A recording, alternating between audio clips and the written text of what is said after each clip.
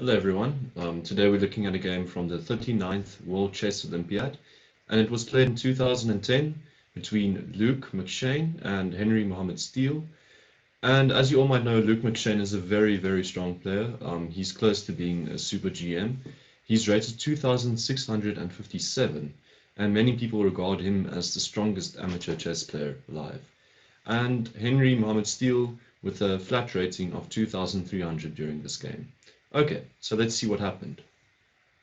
We have e4, c5, knight a3, d6. We have a Sicilian and a dragon with bishop e2, setting up a kingside castle, a short castle, which we do see. And now if we have the move bishop e3, one of the strategic ideas in the position, we might see knight c6 and queen d2 trying to trade off this dark squared bishop. And then after a trade like this, we could have a similar position to what Kamsky beat Carlsen in the previous year with the white pieces. We don't see this. Luke has got a different idea, and it's a different strategy than bishop e3. It's bishop g5 in this position. And he meets knight c6 then without the bishop on e3, so he goes knight p3. Bishop e6 is played, rook e1, rook c8, and some maneuvering. And the bishop keeps its eye on this knight, so it's always able to exchange this knight if necessary. And h3, novelty by McShane, but setting up a kingside attack. h3, and the bishop wants to get to f2, and h3 is just keeping these knights out.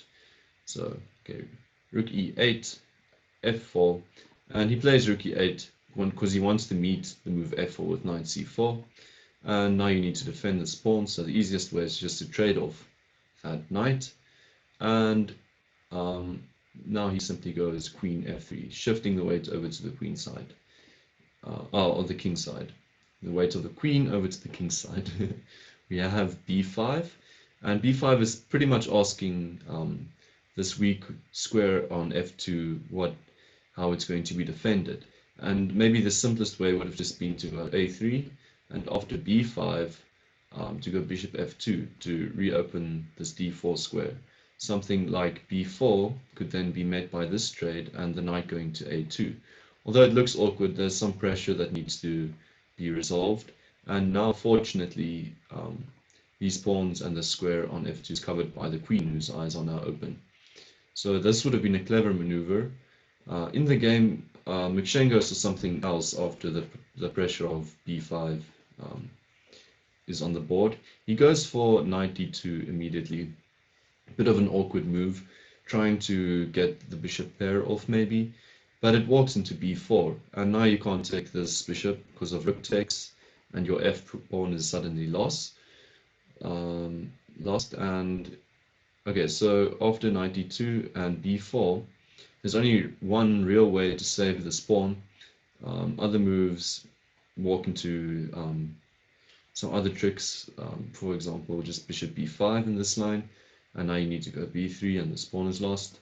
So knight d1 is the only way to save the c2 square, and your idea is to defend it from the e3 square. Bishop goes to a6, wants to remaneuver to the long diagonal, but not via b5 and then c6, because then you'd be in the rook's way. So I like this move from Henry. And knight e3 defending the pawn, and bishop e7, a3 trying to get rid of this pressure. And now Steel plays d5. He attacks the center. Also possible was just to play with some more pressure on the queen side, realizing that something like rook a7 might be a bit premature because of queen b6. So you'd need to invest the move, let's say bishop f2, so that you can meet queen b6 with some knight move. But now e6 is apparently quite a lot of compensation. This center black has now will be nice to play with, and rook a7 can be met by bishop a8, and the e-pawn is stuck for the time being. You might have a central break of sorts coming, and it feels like your rooks and queen is doing something worthwhile now. Not a good move for the queen at the moment because we prepped bishop f2. So But Henry doesn't do this. He goes for the center immediately. He goes d5, which is probably quite fine, except that McShane realizes that playing not capturing the pawn, but playing e5 is actually perfectly fine, because this discovery doesn't do anything because the bishop's still hanging. And after d takes, you've got knight f3, and now black's pawn and knight are under fire, and you're probably picking this pawn up. Even if something like knight h5 to go after the weak f pawn, you can just centralize your queen, and this pawn is still getting nipped off of the board. Okay, so quite a nice thing to realize that this discovery doesn't do anything yet. So knight h5 needs to be played, and now the move played in the game is bishop f2, and this is kind of similar to the previous line I was discussing, where you want to get rid of this queen b6 move, go after this weak pawn, maybe even remaneuver your bishop to d4, but the move isn't timed too correctly. More correct would have been just to get rid of the pressure from the d4 pawn and to allow something like queen b6 now, and meet it probably with queen f2, getting off of this discovery, or walking into this discovery after d4. There should be enough compensation again. Even though you're not hitting the knight, the move knight f3 is still fine. And rook takes c2 is now the issue. But this pawn is quite weak, and after maybe a centralizing move like this, the queens can get off, and you have a fine endgame as white. The computer plays very strong, so he just defends this f-pawn before going after this pawn. My instinct is just to take, but that kind of ruins your structure. So this could have been an interesting endgame to go for as white, with complete equality. But instead, he wants to be more tricky. McShane goes for bishop f2. The problem is now that just simply defending this bishop with queen d7 is pretty strong because of the d4 threat. And d4 doesn't just threaten to attack the queen and knight at the same time, but now threatens to displace this queen from her protection from the f4 square, which the knight is now attacking, because there aren't many available squares for the queen to defend this pawn with anymore. And I don't think Henry or McShane realized this in the game. In the game, we have the move knight g4, and now d4 would have been a great move. There's no real way of saving this pawn. You need to move your queen somewhere. g3 is not available. d3, this pawn is still hanging with tempo. Maybe d1 going all the way back, but just simply knight takes f4. And the position kind of starts converting itself, with this bishop becoming quite active. Also possible is knight e4, but now the idea is just simply f5, realizing that the spin is becoming pretty valuable, and getting rid of the pawn is just going to walk into e takes, and black is simply winning. Henry goes for something quite complicated, and I guess this is the line McShane was also calculating, the line he thought was the most critical. So the line begins with rook takes c2 and e6. Now this is very tricky because the knight's hanging, but you're playing with tempo against the queen first. And going f takes e6 walks into queen d3, and this is a fork on the rook and the pawn on g6. You only really have one option as black, but this just walks into a complete draw. Queen takes g6 is ample compensation because of how all these pieces are just shut off. Queen takes g6, and the only way to defend this really as black is to go knight takes f4. And this attacks the queen, but also the h5 square, which is necessary. So the draw line goes like this: knight takes h6 check, king f8 no longer possible because of queen f7 check, so king h8, and now simply this draw. Queen can never enter an attack, and white's down quite a lot of material, so this is just a simple draw. So this pawn isn't taken by Steel, quite rightly so. He simply moves his queen away, and now it's kind of Steel that walks into a discovery, and this is what these strong players do. They don't mind putting themselves into some danger, and Okay, e takes f7 check can be played now. King can take. Um, and if you try something like knight e5, black can simply trade. Knight e5 fork the king and queen, so black needs to trade. And now he walked into another check. But king g8, and it's kind of game over because you need to sort out this knight. And rook f8 is coming, and it's a pretty strong move. So let's say rook a d1, just defending the knight, and simply rook d8. And black is up quite a lot here with this file, and I think he's up a pawn. Maybe I haven't counted 3. Yeah, he's up a pawn. Oh, I'm not. Yeah, he's up a pawn. But the compensation is on the f file and the kingside attack. This queen is also covering this square, and this diagonal is potentially very weak, with these rooks starting to coordinate very well on the second. So you really don't want this as white. But probably he should have just played e takes f7 check in any case, and then rook a d1. Just guarding the position and putting the move in black's hand now. Not giving the f-file to black yet. Could have been a good strategic idea. But he goes for f5, which is also quite a good idea to open both these captures and potentially quite a good attack. But it's now that Steel really goes for the sharp line. He goes for rook takes d2 while the piece is still hanging. And now white had a few options and ways he could have played the position. The one way looks for material equality, and it isn't necessarily such a good position, but it's closer to the end game, and it feels like there's more space for Luke to have played the position. And that line starts with e takes f7 check, king takes f7, and now the weird move, just a takes b4. And it's pretty much asking black to trade down some more pieces or try to get a queen exchange while he's up a piece. You can go try some moves here, but the strongest computer move is bishop c8 here, and I don't think it's such a human move to play in this situation.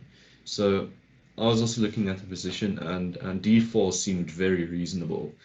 d4 just looks to force the queens off of the board because of the g2 mate threat. And after these queens are traded, remembering to insert this double check on g6 first, because now king g7 walks into another draw line, starting with knight takes h6 check. And you can't take the knight because of this queen mating like so, so you need to go king h8, and this position repeats.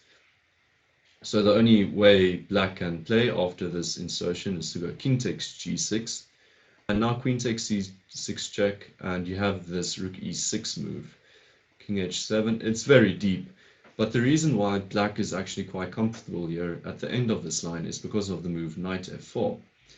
And knight f4 is quite strong because it now threatens h5 and forces this rook to stay on the a file. Because suddenly this rook is threatening back rank ideas, and this knight doesn't have many squares to go to because the bishop is occupying quite a prime square for this knight. Picking up a pawn could be disastrous because of h5, for instance. And now you need to kind of give up the knight. Trying knight h2, walks into knight rook d1 check, knight f1 defending it, and this knight kicks the king away, and you're picking up a piece, probably even more with this strong passed pawn. So, but this is an insanely deep idea, starting with a takes b4 and walking into a d4 trade. And you need to see this move as well. So this wasn't played in the game. Yeah, the other idea would have been to go, I think, to capture, and to try and go for the win by going takes and taking immediately, not taking the b4 square. So this idea would have been trying to go for the win, but might have just blundered the entire game. And it could have been this, that that McShane was analyzing. He was analyzing f takes g6 and not looking at a way to maybe trade the queens off with a move like a takes b5, also opening the a7 square for his rook. So this unfortunately loses to king takes g6, and knight e5 check doesn't do a lot, just simply bishop takes e5, rook takes e5, and knight f6, and now we've got one of these beautiful knights next to the king that just holds everything together. And black's up a piece, he can still force the queen trade. Quite a different situation to just now, where this knight got to f4. But this time the attack really doesn't do anything, and black is just up a real piece. Okay, so this is a second way he could have played, and both seem, the first one seems the best, obviously.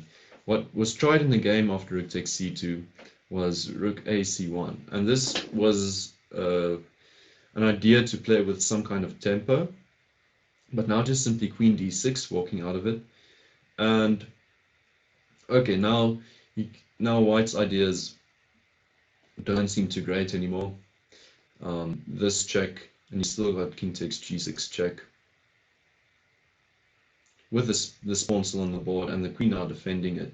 Potential also for some d5, although the piece is undefended now. But this rook doesn't really do anything, and black just keeps the tension through this move. And in the game we have now f takes g6, trying to maybe get both pawns coordinated on f7, but Henry deals with this very calmly, just f6, and it seems like the attack is shut down. We have the move knight e5, trying to be tricky with some more mate ideas, and that rook also falls. Sorry, that's what's going to be mate. So that's not taken, obviously. He could have gone d4 now and traded these pieces, the idea being that the queen needs to be on f3 with tempo for this to work. So if the queen goes back now, just simply rook f8, and you don't really even need this bishop anymore. That knight, sorry. This piece on f2 is also hanging, but you should probably take it with the other rook. So this would have been fine for black to go d4 and press matters, but Henry plays quite safe. He goes bishop a8, just protecting the bishop. He knows he can play d5 any moment, no pieces going ahead of it, and the rest is actually quite a clean conversion from Henry. So he's playing up a piece, and his king is consolidated now after the move f6. So to see this conversion is also pretty satisfying. It starts with queen f5, just keeping the same tactical motive alive, and now d4, opening the eyes of this bishop. Potential queen d5 stuff. The knight reroutes, attacks the rook, and now Henry just simply trades off the rook and gets his queen to g3. So the king kind of needs to hold on to this g2 square. So he goes king f1, king g1 walks into the same idea Henry had, knight f4 with the mate in 1. He gets the queens off like this and forks the rook, trades another piece and then forks the rooks. He trades the rooks and then gives back a pawn just to get his bishop active. And now he really knows that he's up a piece, and he converts this very, very fluently. Not even defending this pawn. He knows this is white's last counterplay. This move just opened the king's pathway and gave it some breathing room, defended the e7 pawn. So most of his pawns are now defended. This one's close to being defended, and all white's pawns are weak. So okay, that's defended. Just the pawn trade, and goes for that last pawn. And now he runs these two pawns up the board, while the white king comes over to try and help this pawn through.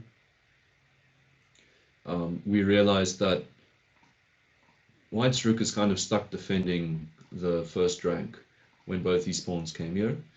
And okay, some last hope ideas. Rook b8 really just stops the pawn. King f6 tries something, but you can never even enter on c7 because of e5 check. And the final move of the game was also pretty neat. King f3,